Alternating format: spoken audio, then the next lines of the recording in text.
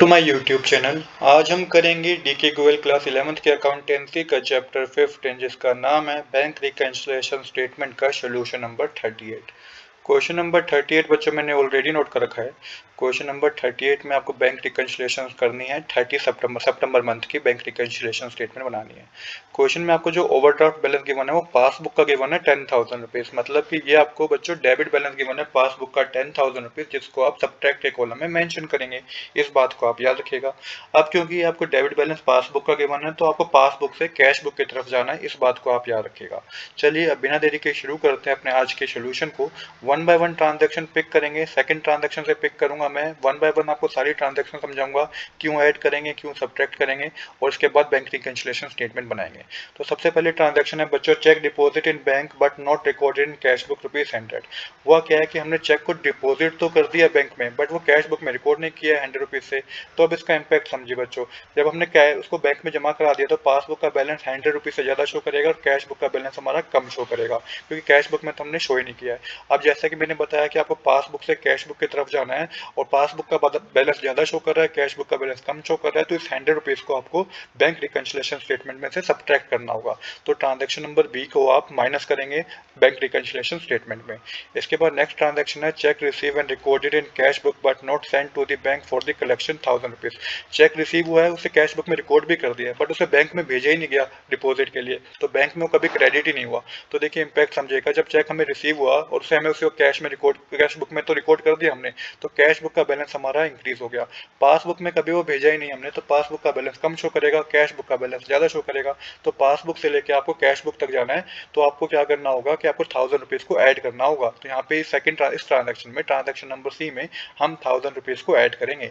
इसके बाद बच्चों नेक्स्ट ट्रांजेक्शन है several check were drawn in last week of September totaling rupees 15,000, of which check totaling only rupees 9,000 was cash before 30 September। तो यहाँ पे समझिएगा क्या हुआ कि यहाँ पे कैश बुक में already recorded full rupees 15,000 as payment, तो हमने 15,000 रुपए की पेमेंट करी। 15,000 रुपए में से बैंक में से तो सिर्फ 9,000 रुपए डेबिट हुए। हमने तो कैश बुक में से 15,000 रुपए क्रेडिट साइड मेंशन कर दिया कि पेमेंट हमने कर दी है, बट बैंक में से तो 9,000 ही डेबिट हुए। इम्पैक्ट क्या हुआ बच्चों इसका कि कैश बुक का बैलेंस कम शो करेगा, पासबुक का बैलेंस ज्यादा शो करेगा। तो अब कैश पासबुक से आपको कैश बुक की तरफ जाना है, जो डिफरेंस कितना है 6,000 रुपीज का कम बैलेंस जो है वो कम शो करेगा। तो 6,000 रुपीज आपको सब्ट्रैक्ट के कॉलम में मेंशन करने हैं बीआरएस में। तो एक ही बच्चे मैं दोबारा समझाता हूँ यहाँ पे कि 15,000 रुपए का चेक हमने पेमेंट करी थी, तो 15,000 रुपए की पेमेंट करी तो कैश बुक में तो क्रेडिट साइड हमने शो कर दिया, बट बैंक में से तो 9,000 ही डेबिट हुए, तो 6,000 का डिफरेंस आ गया ना, मतलब कि 6,000 रुपए पासबुक का ज्यादा बैलेंस शो करेगा, कैश बुक का कम करेगा। तो पासबुक से कैश बुक की तरफ जाएंगे तो आपको सब्ट्रैक्ट के कॉलम में 6,000 रुपीज मेंशन करने हैं। इसके बाद नेक्स्ट है हमारा transaction number 5। Similarly several cheque totalling rupees 9,000 were sent for collection of this cheque of the value of rupees 15,000 were credit on 5 October and 2,000 on 7 October, balance being credit before 30 सितंबर। तो 9,000 rupees के बच्चों हमने check deposit कराया bank में, 9,000 rupees का check हमने bank में डिपॉजिट कराया। जब हमने 9,000 का चेक बैंक में डिपॉजिट कराया तो उसी वक्त कैश बुक में हमने डेबिट साइड इंक्रीज कर दी अपनी 9,000 से, बट बैंक में तो एक चेक 2,000 रुपए का 5 अक्टूबर, एक चेक हमारा 1,500 रुपए का 5 अक्टूबर को क्लियर हुआ है, मतलब कि क्रेडिट हुआ है, और दूसरा 7 अक्टूबर 2,000 रुपए का चेक जो है 7 अक्टूबर को क्रेडिट हुआ है। तो यहाँ पे समझिएगा बच्चों क्या हुआ, क्योंकि हम सितंबर मंथ की बैंक रिकन्सिलिएशन बना रहे हैं और यहाँ पे 3,500 रुपीज के जो अमाउंट है वो हमारा अक्टूबर मंथ में क्रेडिट हुआ है। तो इसका इम्पैक्ट क्या होगा सितंबर मंथ के हिसाब से हम सोचेंगे, क्योंकि देखिए कैश बुक में तो हमने 9,000 रुपीज उसी के वक्त हमने शो कर दिए, तो 9,000 रुपीज से हमने कैश बुक इंक्रीज कर दी, बट पासबुक में तो अभी सिर्फ कितना अमाउंट क्रेडिट हुआ है, पासबुक में आपका टोटल अमाउंट जो क्रेडिट हुआ है वो सिर्फ 4,500 रुपीज का क्रेडिट हुआ है। 4,500 रुपीज का अमाउंट क्रेडिट हुआ, मतलब 3,500 का अमाउंट अभी क्रेडिट नहीं हुआ, वो नेक्स्ट मंथ में हुआ है। तो कैश बुक का बैलेंस ज्यादा शो करेगा, पासबुक का बैलेंस कम शो करेगा 3,500 रुपीज से। तो आपको कैश बुक से पासबुक से कैश बुक की तरफ जाना है तो 3,500 रुपीज आपको ऐड करने होंगे। तो ट्रांजेक्शन नंबर 5 में भी आपको जो है ऐड करने हैं 3,500 रुपीज। इसके बाद नेक्स्ट ट्रांजेक्शन है बच्चों ट्रांजेक्शन नंबर एफ हमारी है fees of rupees 250 was paid directly by bank but was not recorded in cash book. तो देखिए यहाँ पे एक फीस पे करनी थी तो बैंक ने डायरेक्टली पे कर दी, मतलब कि 250 रुपीज बैंक ने डायरेक्टली डेबिट कर दिए, बट कैश बुक में तो हमने इसकी कोई रिकॉर्ड ही नहीं की। तो यहाँ पे हुआ क्या, यहाँ पे पासबुक का बैलेंस हमारा जो है कम शो करेगा, कैश बुक का बैलेंस हमारा ज्यादा शो करेगा, क्योंकि कैश बुक में तो हमने रिकॉर्ड ही नहीं किया।